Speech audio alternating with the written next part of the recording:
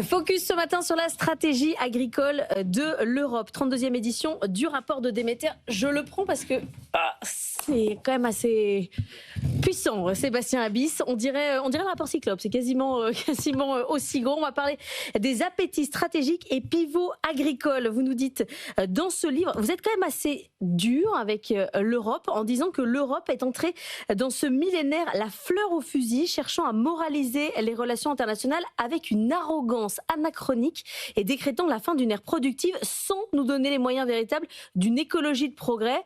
En gros, l'agriculture belle des champs, ça nous a fait très mal. Oui, merci de cette attention pour cet ouvrage collectif qui tous les ans fait un point sur les grandes dynamiques agricoles et alimentaires mondiales. Et c'est vrai que dans l'éditorial prospectif que je signe cette année, j'insiste sur le fait que l'Europe en fait est un peu désynchronisée par rapport à la marge du monde. À la fois, c'est une bonne nouvelle parce qu'en effet, l'Europe reste attachée à des notions de droit international, de multilatéralisme, de coopération, et on ne peut que s'en réjouir. Mais la brutalisation des relations internationales, la défense d'intérêts nationaux par tous les moyens exercés par certaines puissances, fait que finalement l'Europe se retrouve un peu isolée de plus en plus dans cette marche mondiale. Et les questions agricoles, alimentaires, industrielles, scientifiques, logistiques qui sont derrière ces considérations géopolitiques et géoéconomiques révèlent une Europe qui finalement perd en compétitivité, perd même en influence sur ces questions agricoles et alimentaires, y compris sur le normatif où on avait une espèce de leadership. Et donc l'une des grandes questions aujourd'hui sur la table, c'est d'abord est-ce que l'Europe va garder l'agriculture comme l'un des piliers de sa puissance économique ? Ce n'est pas garanti parce qu'on doit faire d'autres dépenses par ailleurs, notamment sur la sécurité et le militaire. Et puis on a une Europe dont on voit aussi la fragilité intérieure, c'est-à-dire des États européens qui veulent davantage renationaliser des politiques communautaires. Ce n'est pas une bonne chose pour la politique agricole commune de l'Union européenne. Et la grande question, par conséquent, c'est de savoir si cette compétitivité agricole européenne qui se perd un peu dans les prochaines années, est-ce qu'on cherche à la rétablir, à la restaurer, à la renforcer, pourquoi pas même, ou au contraire, on accepte un effacement progressif de l'Europe sur la carte agricole et alimentaire mondiale. Mais on a l'impression, quand on vous entend, qu'on s'est endormi sur la PAC. C'est-à-dire qu'on a mis la PAC en place, on s'est dit c'est bon, ça suffit.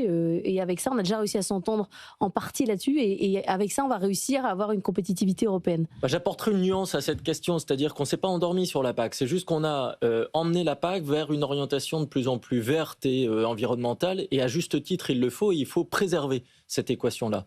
En revanche, nous avons quasiment tué l'acte productif. Nous avons oublié la rémunération des producteurs. Nous avons oublié des éléments de compétitivité économique et industrielle. Ce qui fait qu'aujourd'hui, le monde est allé très fort dans son développement agricole. Nous avons du rattrapage. On a une Europe qui n'est pas en train de décliner d'un point de vue agricole. Elle est déclassée. Elle est moins centrale, moins protagoniste. Et nous avons aujourd'hui une Europe qui a du mal à combiner cette compétitivité d'un côté et la durabilité de l'autre. C'est pourtant la conjugaison à faire. Et cette Europe-là, en fait, autour de la PAC, la grande question qui est posée pour demain, c'est est-ce qu'on veut avoir des financements pour l'agriculture européenne pour acheter la paix sociale en milieu rural et donc muséifier un peu une agriculture du passé, sympathique, mais qui n'existe plus et qui n'est plus adaptée aux enjeux contemporains.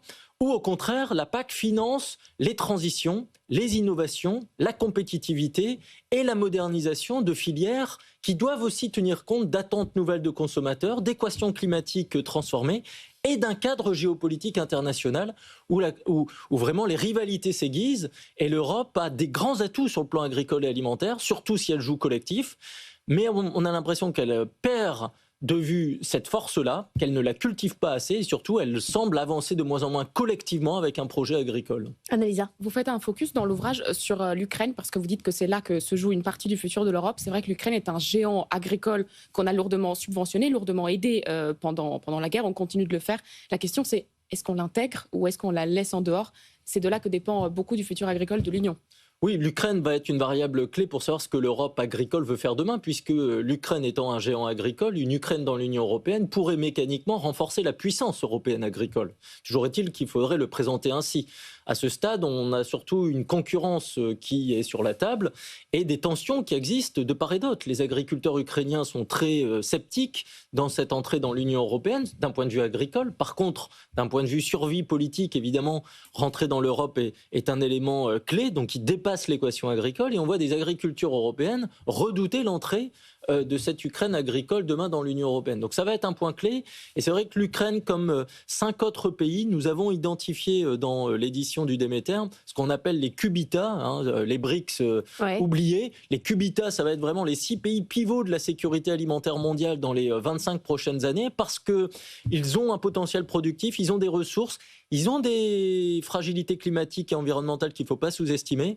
Et parmi ces pays, nous avons l'Ukraine, mais également la République démocratique du Congo, la Turquie, le Brésil, l'Indonésie et évidemment l'Australie, qu'il ne faut pas sous-estimer dans les nations agricoles vulnérables. République démocratique du Congo, c'est quoi le point fort ? Eh ben, le point fort de la RDC, c'est son paradoxe. C'est l'un des pays les plus pauvres du monde, mais l'un des plus riches sur le plan géographique. Des minerais, évidemment, mais évidemment une population importante.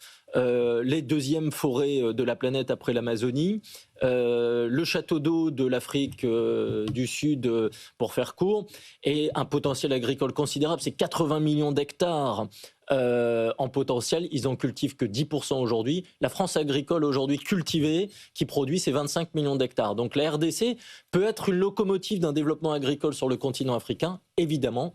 Des problèmes de gouvernance interne, une géopolitique de voisinage compliquée, et puis évidemment un pays qui reste très pauvre. Par contre, 115 millions d'habitants aujourd'hui, le double dans 25 ans. S'il n'y a pas plus de sécurité alimentaire en RDC dans les prochaines années, ce sera plus d'instabilité géopolitique en Afrique. Sur la question chinoise, là vous placez le curseur sur l'industrialisation de la décarbonation, c'est-à-dire que c'est stratégique, c'est compris, écrit, on veut décarboner. Oui, la Chine, en fait, a mis le turbo sur un tas de choses en termes d'innovation. Et c'est vrai que l'Europe a voulu faire le pacte vert. Et en fait, la Chine est en train de le faire à sa place. Si on veut schématiser, l'Europe a délocalisé sa décarbonation en désindustrialisant massivement depuis 20-30 ans, là où la Chine a un peu industrialisé sa décarbonation. Le Made in China aujourd'hui, il est performant. Le Made in China industriel aujourd'hui, c'est quand même 30% de la production industrielle mondiale. Et sur le plan agricole et alimentaire, la Chine importe beaucoup. Mais ce qu'on est en train de constater, c'est que la Chine produit de plus en plus à domicile, se met à exporter aussi de plus en plus d'un point de vue agricole et agroalimentaire dans ses marchés voisins asiatiques qui sont quand même 5 milliards de personnes. Et on a une Chine qui a bien compris qu'il fallait investir en fait le quotidien des gens, mais sur le volet sécurité et développement. L'agriculture, c'est absolument incontournable dans les priorités stratégiques de Pékin. Merci beaucoup Sébastien Ambis d'être venu ce matin pour le Déméter 2026, appétit stratégique et pivot agricole. C'est disponible et c'est évidemment avec l'Iris.